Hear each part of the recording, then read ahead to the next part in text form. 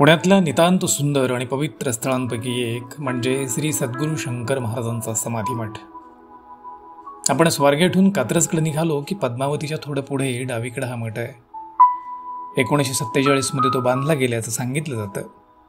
नाथ संप्रदायातील संत सद्गुरू शंकर महाराज यांचं समाधी स्थान म्हणून जगभर त्याची ख्याती आहे.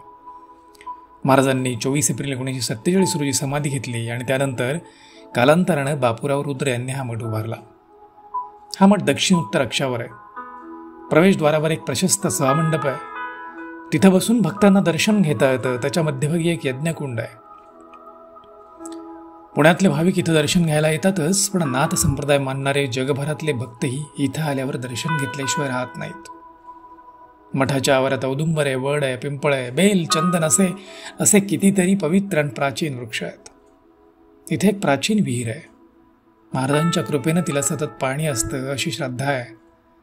समाधी मंदिरासमोर भगवान हनुमानांचंही दक्षिणाभिमुख मंदिर आहे.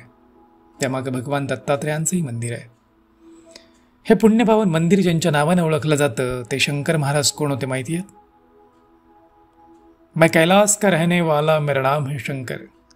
मैं कैलाश का रहने वाला मेरा नाम है शंकर. दुनिया को समझाने आया, कर ले कुछ अपना घर. यहाँ दुनिया में कई रंग है, यह रंग निराला है. यहाँ दुनिया में कई रंग है, यह रंग निराला है. पाया न भेद किसने, यह गहरा ही गहरा है. हे शब्द आहेत सद्गुरू शंकर महाराजांचे. इसवी सन 1785च्या कार्तिक शुद्ध अष्टमीच्या पहाटे सटाणा तालुक्यातील अंतापूर इथं श्री नारायण अंतापूरकर पतीपत्नीला एक बालक सापडलं.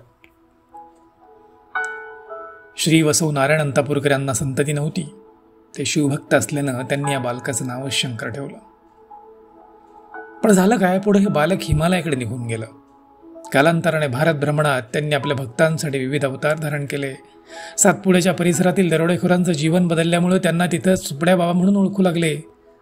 तर खानदेशात कुंवरस्वामी, गौरीशंकर, गुजरातमध्ये देविया बाबा, इस्लाममध्ये रहीम बाबा, आफ्रिकेत टोबो, तर अरबस्थानात नूर मोहम्मद खान, मध्य भारतात लहरी बाबा, दक्षिणात गुरुदेव, अशा कितीतरी नावांनी भक्त त्यांना ओळखायला लागले. नाथ संप्रदायातील सर्व सिद्धी प्राप्त झालेले शंकर महाराज अवधूत पदाला पोहोचल्याचं सांगितलं जातं. अद्भुत ज्ञान असलेली ही महान विभूती शारीरिकदृष्ट्या अष्टवक्र आणि अजानबाहू होती.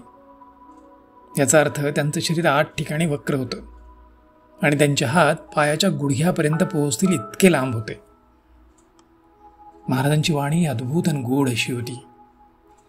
ते अनेकदा भक्तांना कठोरही बोलायचे, पण त्यांचं कठोर बोलणं कानी पडावं म्हणून अनेकांची चढाओढ लागायची.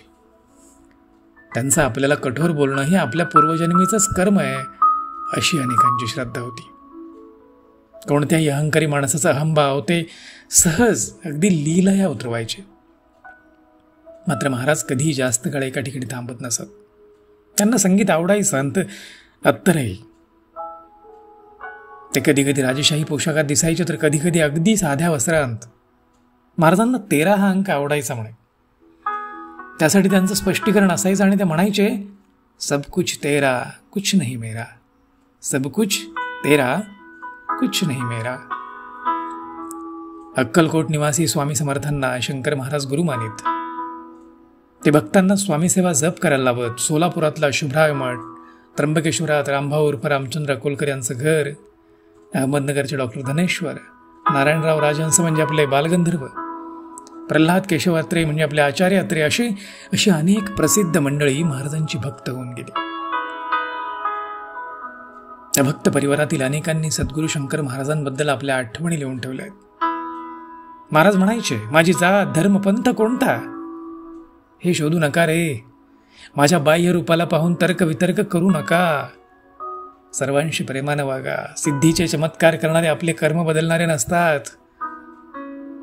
सद्गुरू शंकर महाराजांनी चमत्कार केले, पण तेही फक्त भक्तांचे गर्वहरण करण्यासाठी किंवा परीक्षा पाहण्यासाठी. महाराज म्हणायचे, मी आणि माझा गुरु वेगळा नाही. मी आणि माझा गुरु वेगळा नाही. श्री स्वामी समर्थ हा माझ्या गुरुचा जप आहे. त्यांचं नाव घेतलं की ते मला पोहोचतं. अरे जो खुद को जानता है वही मुझे पहचानता है. जो खुद को जानता है वही मुझे पहचानता है, हे त्यांचं वचन. स्वामी समर्थांना सद्गुरू शंकर महाराज मालक म्हणायचे. कर्नाटकातल्या हिप्परगी गावातल्या भागवत यांनी शंकर महाराजांचं चरित्र लिहिलं. सत्यनारायणाची पूजा घालून महाराजांना प्रकाशनाला बोलावलं. महाराजांनी मात्र त्या चरित्राची सर्व पानं सत्यनारायणाचा प्रसाद बांधून संपवली. त्यावर भागवत नाराज झाले. तेव्हा महाराज त्यांना म्हणाले, जेव्हा दासबोध ज्ञानेश्वरी कमी पडेल ना, तेव्हा माझं चरित्र लिहून काढ. असे होते महाराज. महाराज कमी बोलून कित्येक वेळा अधिक काम करीत. भक्त संकटमुक्त कसा होईल ना, हा एकमेव ध्यास घेऊन शंकर महाराजांनी आपली जीवनयात्रा पूर्ण केली.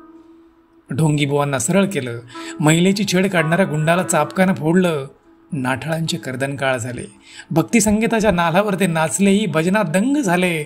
महाराज भक्ती मार्गावरील एक महान तेजस्वी तारा होऊन गेले. त्यांच्या महान उपदेशानं आणि कार्यानं आज अनेक भक्त प्रेरित आहेत.